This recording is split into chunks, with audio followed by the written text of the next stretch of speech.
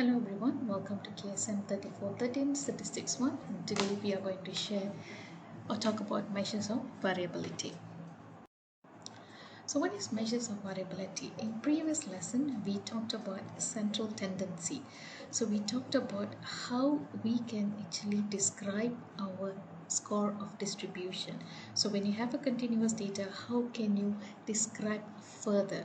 After you organize them, you need to summarize them. So when you summarize, you would like to describe about the distribution. So you use either mean, mode or median to get a single point that can explain about your distribution. So in today's video we are going to talk about another aspect of summarization of your data or scores. So here we would like to know more about how much variation exists in your score, in the pool of information that you get. Okay, so measures of variability is a degree to which the scores in the distribution is spread out or clustered together. We want to see if you have variety of scores in your data, or you have similar scores, or we would like to know, because that helps us to understand, is there a variation in the information that we get or the scores that we get. So it explains about the amount of variability of a particular score distribution. Let's say that you have a score, a distribution of scores of 1, 2, 3, about 5 scores, and all of them, the value of each of the scores is 2. So if all the 5 scores, the value is 2, is there any variation? There is no variation. So when you compute the mean, when you compute, everybody is the same. Everybody is telling the same story. Everybody is telling the same information. So basically there is no variety in it. Okay, but then on the second example, if you notice, for 1, 2, 3, 2, 1, 1, there is a variation, but there is a small variation because the numbers are close to each other. 1, 2, 3, it is not going anywhere beyond 3, so it is actually going around that 3 information. So your variation is less. But in the third example, if you notice, the values goes from 1, 8, 9, 24, 20, 14 and 25. So it is actually showing that the values are pretty much different to each other, and there is a bigger variation, a larger variation among these scores. So why is this measures of variability is very important? Because firstly it helps explain about the amount of variation that exists in your data.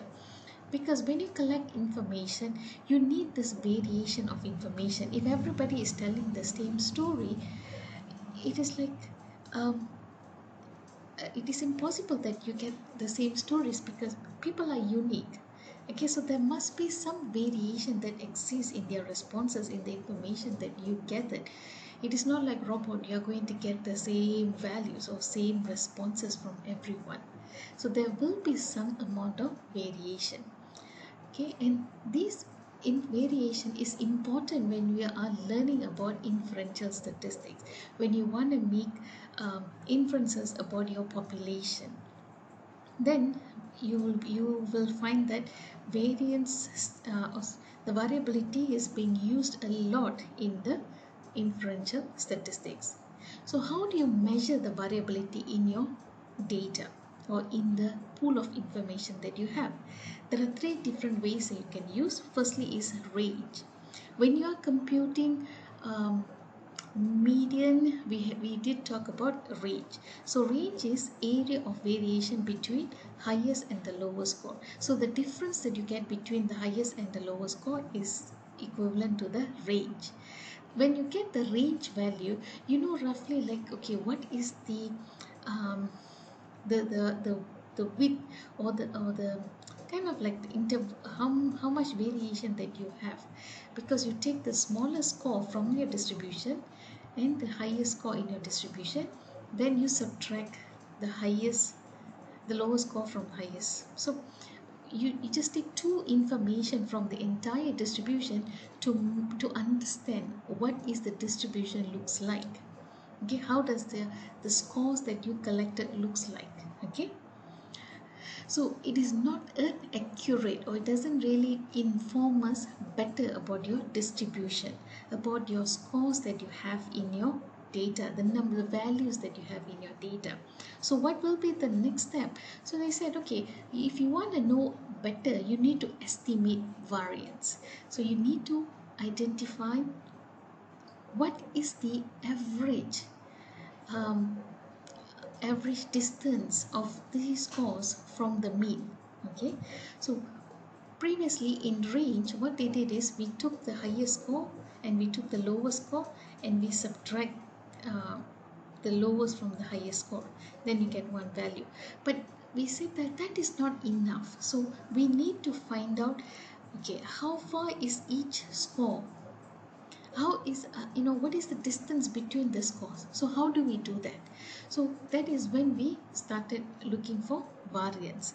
So variance is actually, the definition is the average distance from mean. So what did they use in variances, or what did they do in variances? They find the mean for the distribution. Okay, so mean, the central tendency, we find the mean, the center point, or the point, the average of the distribution. And then from there, what we do is we see how far is each of the scores from this mean. And then we take the average of each of the scores difference, or the distance from the mean, and we divide by the number of scores we have. Why do we do that? We want to know how far or close is all these scores that we have collected from the mean. Okay, we will walk you through how to do it on the next slides. So when you're using variance, the symbol that we use for population and for sample will be different. So for population, we will always use sigma. So here it is sigma squared. So for variance for sample, we use small letter s with square. Okay, so what is actually standard deviation? When we standard deviation is the square root of variance. So once you calculate the variance, the value, you take the square root of the value, then it will be your standard deviation. So what is standard deviation? Because when you are computing your variance, there will be some mathematical operation that you conduct, or you square a certain value in your data, you transform it into a bigger value. So you need to convert it back to the original scale. So that is why we are actually calculating standard deviation. Standard deviation is converting variance that we made it bigger, the value, we made the value bigger. So what we do is, in the standard deviation, we take the square root of it to get back the original value. So for standard deviation, again there is symbol for population and also for sample. So for population, it is just the sigma, there is no square on it. For sample, it's just the small letter. So actually, what are you trying to find out from when you say variance? What are you trying to find out? Okay, let's say that you have a pool of scores. Example, students quiz score. Okay, so how many people I have here? I have about 8 students quiz score. So by just looking at the score, how would I know if there is any variation or not? It looks like there is, but at the same time doesn't look like it has. So what we need to do is we want to find out if there is any variation. And if there is a variation, like you want to know how close or how far is this. So when you have such question, you need to identify it. So you can use variance to identify how far or how close are these scores to the mean. Because when you are computing variance, you're always having a reference point. So because when you want to make comparison, you always need to have a person or a reference point, right? So for example, if you want to study harder or better, you want to succeed in your life, there is a reference point, right? There is a role model. So how far are you from the role model? Okay, are you above your role model, or are you still like below your role model? So there is always a reference point. So in statistics, when you're calculating variance, how far or how close is these scores or variation in the scores, we take the mean as the reference point.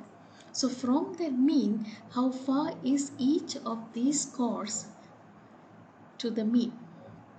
Okay, so what we did is, firstly you need to determine the reference point. So of all these scores, what is the reference point? What is the mean? What is the center value in it? And then estimate the distance from each score from the mean. So if you notice, we have scores of 7, 10, 8, 7, 5, 4, 6, 5. So what we did is, from we want to see how far is the score 7 from the mean. And the second, A is the distance. So A, B, C, D, E, F, G, H is all the distance of each score from its mean. So when you calculate the mean, you look at it, how far is the 7 from the mean, how far is 10 from the mean, 8 from the mean, 7 from the mean. So when you calculate the mean, how do you calculate? We add up all the scores, divide by the number of observation. So you get 6.5. So the A, the one that highlighted in brown, is the distance between score 7 and mean 6.5. So what is the distance? So how far is 7 from 6.5? 0.5. So meaning 0.5 is, this particular score is 0.5 above the mean. That means on average the student's quiz score is 6.5. So when you get 7, meaning you are a bit better than average. Same goes to 10. So 10 is, how far is 10 from 6.5? 3.5. So 3.5 is like you are 3.5, the difference is 3.5, meaning like you are better than average scores. That means you score better than the average people. In the class, average is 6.5, mostly 6.5, but what happened is you scored better. But what about the F, the score of 4? So 4 is below 6.5, right? So meaning this person did not score well. That means that he did poorly, or she did poorly on the quiz score. So it's below the average. So basically we are taking a reference point, a one point, a center point, and then from there you try to make identify how far is each score from the reference point. So how do we do that? Okay, so the step-by-step procedure in computing variance and the standard deviation. So this is again the X. X is actually all the quiz scores of the student.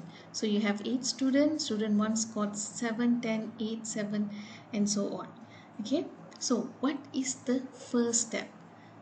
Okay, so the first step is compute the total of X. Compute the total of the students' quiz scores. So 7 plus 10 plus 8 plus 7. So when you add all this, you get 52. Okay, so the next step is compute the average for X. Okay, so this is the total of X. So what is the average of it? Total of X divided by N. So you get 52 from step 1. Divide by N, you get 6.5. So 6.5 is the average or the mean of X. What is step 3? Compute the distance between each score X and its mean. So this X is all the scores. So we want to find the distance between each of these scores from its mean. The mean is 6.5. So how far is 7 from 6.5? How far is 10 from 6.5? So 7 minus 6.5, 0.5. 10 minus 6.5, you get 3.5. So you compute for all. Okay, when you add all these differences, all the distances, you will get a sum of 0. So how am I going to calculate the variation? With 0, of course, you cannot calculate anything. So how would I know the variation? So what we do is we try to square these values. We double the values, make it bigger so that we can remove all these negative values, negative signs. So everything will become positive. Okay, so what we did is we squared the distances. We square the differences, which is the step 4.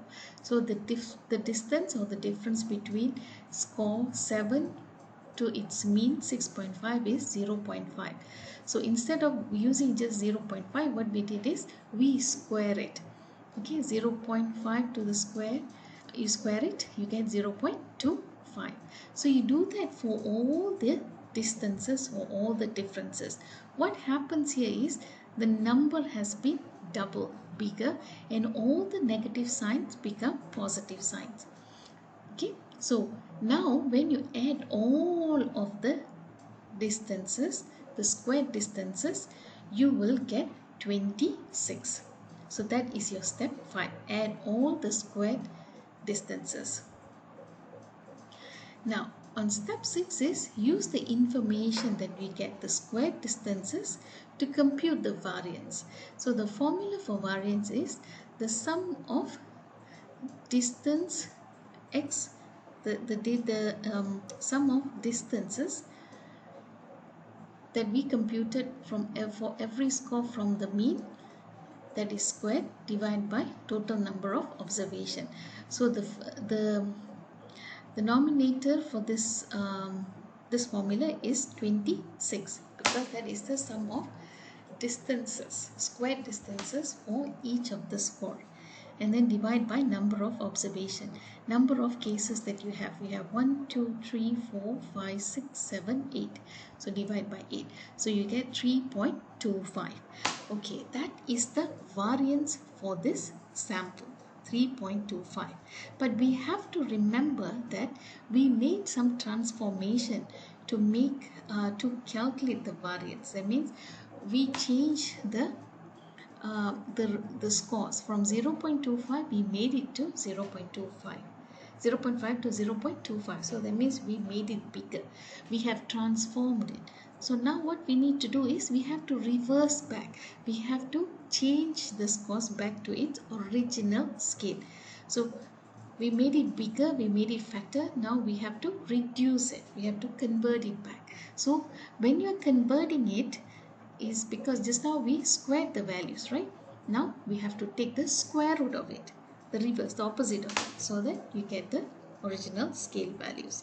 So that is actually the standard deviation. Standard deviation is the square root of the variance. So the variance that we get is 3.25. So when you take the square root of it, you get 1.80. So what does this 1.80 means?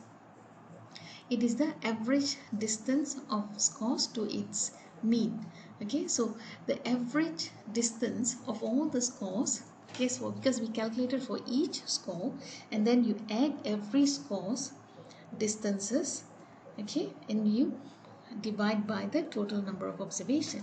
So it is an average of the distances of all the scores, and it is approximately 2 units, meaning all the scores are closer to the mean. Okay, if it is like 5 or 7, meaning that it is a bit far from the mean. But when it is only like 2 or 1.8, is pretty much the scores are close to the mean, to the average. Okay, when you're computing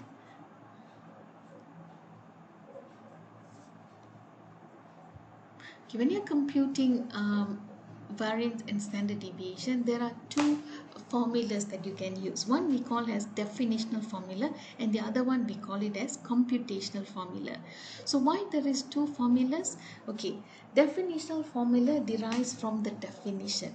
So if you notice that the formula, the sigma squared is equivalent to the sum of the distance of each score from its mean squared. Okay, so it's the sum of the distances that has been squared for each of the score from the mean divided by n. So basically we calculate the mean and we say that how far is this distance from how far is the score from the mean, and then the distance or the difference are being squared. So that is for only one score, so we add for every score and then we divide by the number of observation that's being used, and that become the average of the squared differences of distances of the scores from the mean. So we have gone through the steps on the earlier slide, which is the 7 steps procedure. We calculate the totals of the x values, and then we compute the average for the x. We compute the distance between each score to its mean. We square the distances.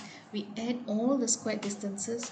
We use these square distances into the variance formula, and then we get 3.25, and then we take the square root of it to get back the original scale information, which is 1.80. Okay, so it's a long process. Okay, so what you can do, in math sometimes they come up with an easier way to compute this information. So that is what we call as computational formula.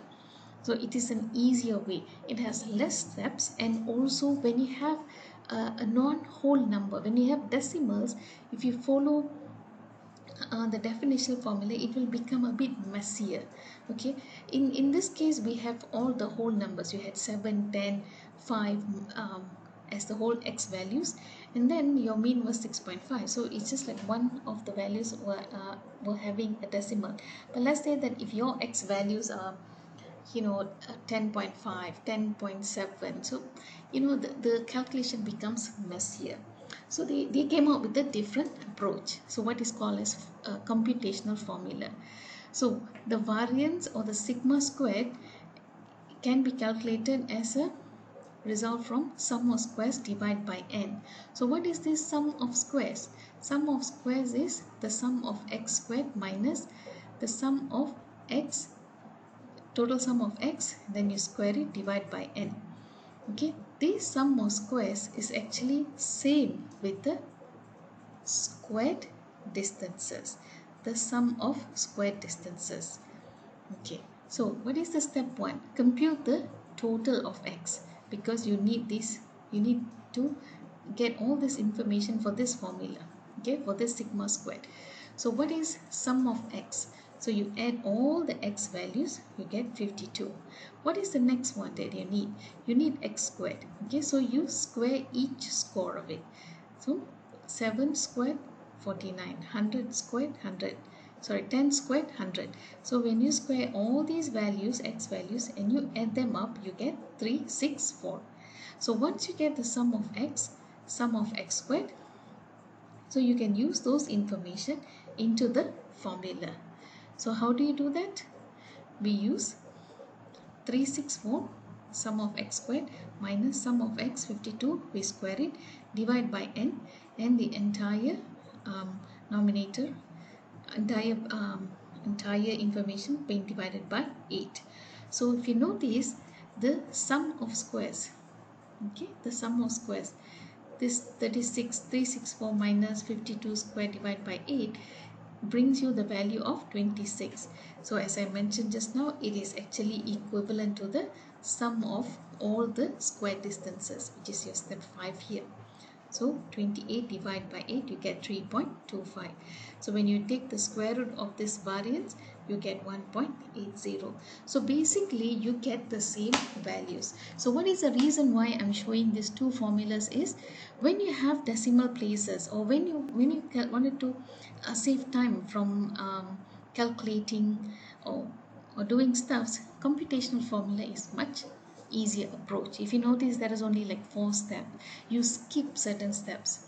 Okay, so in computational you don't have to calculate the mean, you don't have to do subtraction, so you can make it faster. So the reason what I'm showing here is so that you get an idea of there are different ways or different formulas to calculate variance and standard deviation. And the another interesting part is when you're computing variance for population and sample, there is some slight differences in the formula that we use. So before going into detail, what is population, what is sample? So population is the total set of individuals, objects, or events which a researcher is interested in studying.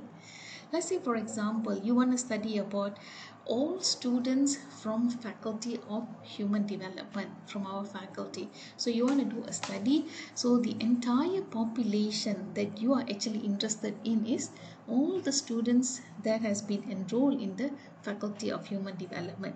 But you have to remember, when you're doing research, it is not feasible to get each and every one of them from the population. So what will be the best way? You take the representative sample from the population. Just like when you're doing research, so let's say that from faculty of human development, all the students are your potential sample, potential person that can participate in your study.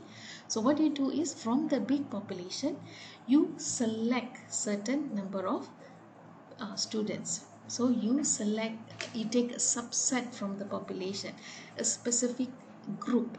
So that could be students from psychology program, because basically you as a psychology student belongs to the entire population of faculty of human development.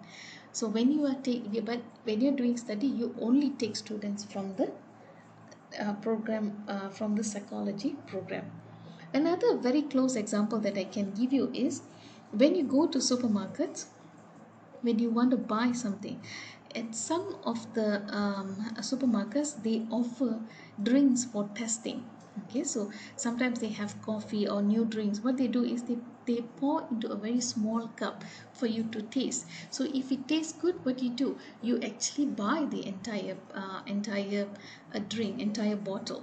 Okay, when you are testing it, for the purpose of testing, they won't give you the entire bottle to test it. They only give you a little bit, a small portion of it. So same thing in research. In order to make inferences, to make judgment, or to make conclusion about the big population, you take a small sample of it. Same goes to the supermarket example. You drink a little bit and then you make a conclusion whether it is a nice drink or a bad drink about the entire bottle. So that helps you to decide whether you want to buy it or you don't want to buy it. Okay, so that is the idea about sample and population. So when you're talking about population, the definitional formula and computational formula, it's pretty much the same as I explained before. Okay, so the sigma squared, the sum of the squared distances of each square and then divide by n. So for computational formula is the same. Okay, sum of x squared minus sum of x squared divided by n, and the entire thing divided by n. So when it gets to the sample variance, what's the difference between the formulas are? There is n minus 1. Instead of taking all the population, when you're taking sample, there will be n minus 1. Same goes to your computational formula. It's just at the n, or the degrees of freedom, or the frequency, or the number of observation, you minus 1. Okay, so that is the only difference when you are computing for population and also for computational. Sorry, for population and sample variance. Okay, this is something that I want to relate, the standard deviation and also the variance to the real life context. Okay, so I'm sure all of you are aware of these time zone differences. Okay, so when we look at the time zone differences, I'm not sure how many of you are aware of it or know about this, but the time zones are calculated from a single reference point of Greenwich Mean Time. So that is the reference point. If you notice that the box down there that is close to the distance reference point, if you notice there is a 0 there. Okay, so that is where the Greenwich mean time is actually being located. So from there, what happens is, from that reference point, they count the number of north-south longitude lines between the country and the prime meridian. So that from that particular point, they look, they say how far are you from that center point, or the reference point, and then from there they count, okay, how many longitudes or the meridian lines are there between the Greenwich, the reference point, to the country that you would like to find out. So between the Greenwich, if you notice the reference point of 0 to Malaysia is somewhere around here. Malaysia is somewhere around here. You notice that is 8 meridian lines, okay? So 8 longitudes. So some of you might say it's actually 7, but if you notice very closely, there is a line that actually breaks it out. Okay, so this part of it is going to be 8. So what happens here is, if it is 12 p.m. in Greenwich on Sunday, so we are 8 hours or 8 hours ahead of them. Okay, so it's already 8 p.m. in Malaysia night, Sunday night, 8 p.m. So basically from this reference point we say how far are we. So if you are close to England, if you are close to Greenwich, what happens? Your time difference is lesser. If you are far, your time difference is larger. So in statistics, what we are trying to show is the deviation is computed, how the distance, the deviation from the mean is being computed.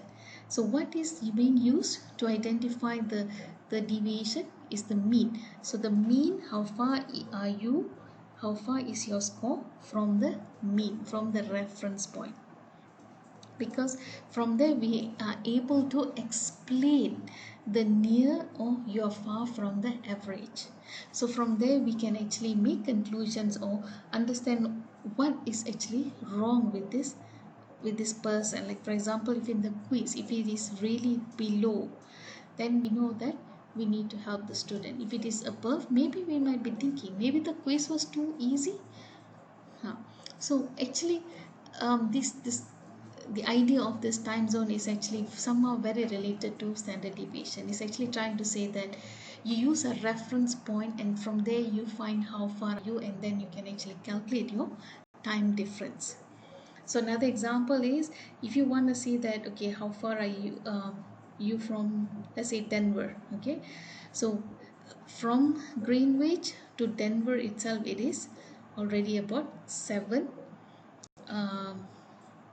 longitudinal lines. So if you notice that it's going negative, negative, negative. So basically negative means that it is behind the time. So that means Greenwich is ahead of them. So if it is 12 here, that means in Denver it will be somewhere around 5 a.m. morning. Okay, so but here in Greenwich is already Sunday afternoon. So this is a simple and interesting example that I would like to share with. Hope it was very clear about standard deviation, variance and range, and also an application in the real life setting. Thank you.